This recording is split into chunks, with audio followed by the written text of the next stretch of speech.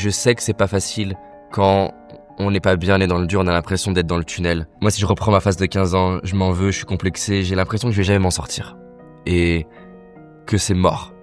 Et là, aujourd'hui, tu regardes des jeunes sur Internet, t'as l'impression que c'est ça la vie normale. Mais c'est un jeune sur 50 000. C'est comme si tu te comparais à Mbappé. La majorité des jeunes, ils se cherchent, ils sont en train d'expérimenter. On se rend même pas compte à quel point même la personne qui semble confiante, elle l'est pas forcément autant qu'on imagine. Dans l'obscurité, quand t'as l'impression que vraiment la vie, elle est sombre, et moi j'avais des pensées de suicide, c'est...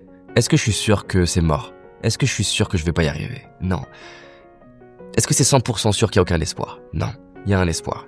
Et en fait, quand tu fais un pas devant l'autre, dans l'obscurité, et que t'es calme, au bout d'un moment, ta pupille, elle s'ouvre, et tu commences à voir de la lumière.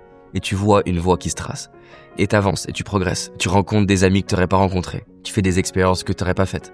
Et vraiment, au bout d'un moment, progressivement, ta vie, elle change, mais tu t'en rends pas compte sur le moment parce que, ben voilà, nous, on est focalisé sur le présent quand on est en train de vivre notre vie. Et même, tu vas peut-être être en couple et vivre une séparation, et les premières séparations, elles sont parfois très violentes.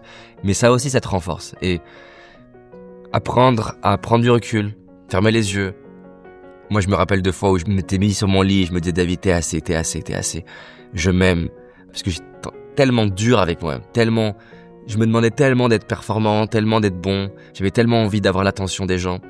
Et donc, c'était un entraînement progressif d'apprendre à être avec moi-même et faire des pas. Et j'aurais jamais imaginé avoir le quart de cette vie-là. Et j'insiste, il n'y a ni besoin d'avoir mes finances, ni besoin d'avoir ma notoriété pour être épanoui.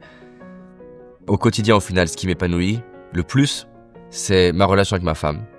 C'est faire des vidéos et impacter la vie des gens. Et c'est coacher les gens. Et c'est les défis intellectuels de gérer l'entreprise.